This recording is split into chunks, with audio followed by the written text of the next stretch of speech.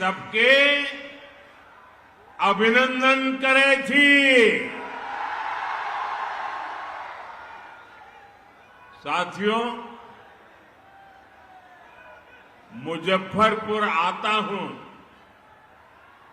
तो सबसे पहले यहां की मिठास ध्यान खींच लेती है। अभिनंदन करे छी। साथियों, मुजफ्फरपुर आता हूं तो सबसे पहले यहां की मिठास ध्यान खींच लेती है। यहां की लीची जितनी मीठी होती है उतनी ही मीठी आपकी बोली भी।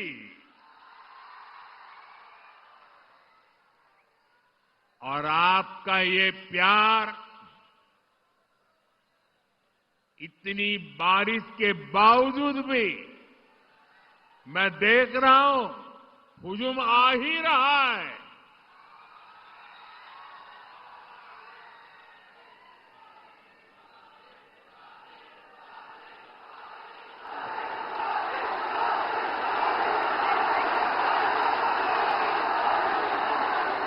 बिहार के मेरे भाई बहनों, बिहार के मेरे मालिकों, मैं आपका बहुत बड़ा कर्जदार हूं। और यहां तो इतनी बड़ी संख्या में युवा आए हैं।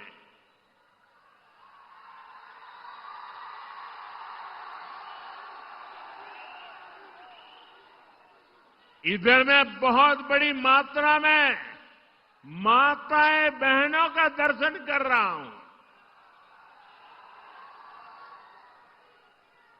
ये विशाल जनसागर बता रहा है फिर एक बार एनडीए सरकार, फिर एक बार,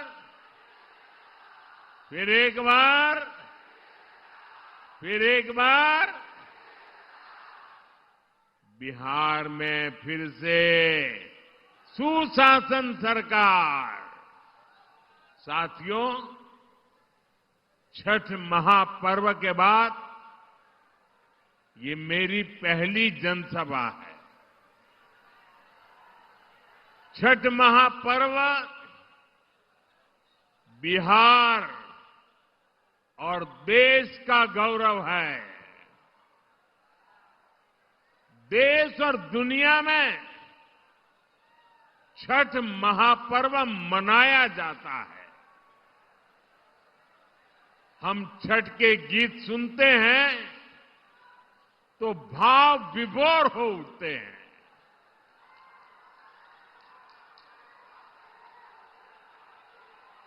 छठी मैया की पूजा में मां की भक्ति है। छठी मैया की पूजा में समता, ममता और सामाजिक समरसता है। छठी मैया की पूजा ये हमारी साझी विरासत का उत्सव भी है। और इसलिए हमारी सरकार का प्रयास है कि दुनिया भी, ये जरा सुनना, दुनिया भी इन मूल्यों से सीखे। साथियों, हम छठ महापर्व को मानवता के महापर्व के रूप में दुनिया की एक बहुत बड़ी संस्था है। दुनिया के सारे देश उसके साथ जुड़े हुए हैं। उस संस्था का नाम है यूनेस्को। हम लोग कोशिश कर रहे हैं कि यूनेस्को की जो विश्व विरासत की सूची है, पूरी दुनिया की ये महत्वपूर्ण संस्था यूनेस्को, और उसमें जो विश्व विरासत की सूची बनती है, बड़ी जांच पड़ताल के बाद बनती है, लंबी प्रक्रिया के बाद बनती है। हमारी सरकार लगातार कोशिश कर रही है कि हमारे इस छठ महापर्व को भी यूनेस्को की उस सूची में नाम दर्ज हो जाए।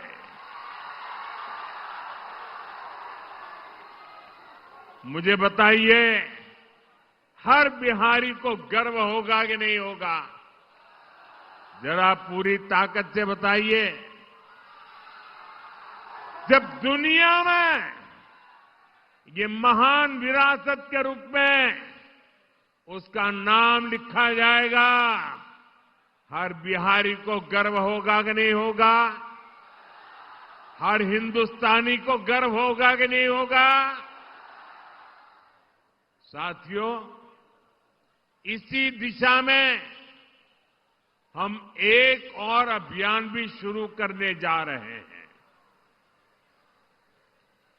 क्योंकि हम चाहते हैं कि नई पीढ़ी भी इस छठ महापर्व में गीतों की जो महान परंपरा है, गीतों के माध्यम से एक पीढ़ी को दूसरी पीढ़ी तक छठ महापर्व की संस्कार प्रक्रिया चलती है। उसको देशव्यापी ताकत देने के लिए हम पूरे देश में विभिन्न कलाकारों द्वारा छठ पूजा के भजनों की एक स्पर्धा करने वाले हैं। और छठ पूजा के पहले स्पर्धा कर लेंगे, ताकि नए नए कलाकार, नए नए गीत, नई नई भक्ति, नई नई भावना, इसको व्यक्त करने का देश की हर भाषा के लोगों को मौका मिले। इसमें जनता ही चुनेगी कि उन्हें कौन कौन से गीत सबसे ज्यादा अच्छे लगते हैं। जो टॉप के गीत चुने जाएंगे, उन्हें लिखने वाले, उन्हें गाने वाले गायकों, उन सबको अगले साल छठ पूजा से पहले सम्मान किया जाएगा, उन्हें पुरस्कार दिया जाएगा। और ये विचार मुझे इसलिए आया कि मैं इस बार ट्रैवलिंग में जब होता था, रात को सोने से पहले जब थोड़ा समय रहता था, सुबह जब योगा करता था, तो मैं छठी मैया के भजनों को सुनता था। और उसमें मैंने देखा कि एक विदेशी महिला इतने बढ़िया तरीके से छठी मैया के गीत गा रही। मैंने एक नागालैंड की बेटी को देखा, उसके लिए तो हिंदी बोलना भी मुश्किल था, लेकिन वो नागालैंड की बेटी छठी मैया का भजन इतने भावपूर्ण रूप से गाती थी, तो मेरे मन में विचार आया कि अब छठी मैया हिंदुस्तान के कोने कोने में ही नहीं, दुनिया के कोने कोने में भक्ति का भाव जगा रही है। और इसमें से ये अभियान करने का विचार मेरे मन में पैदा हुआ।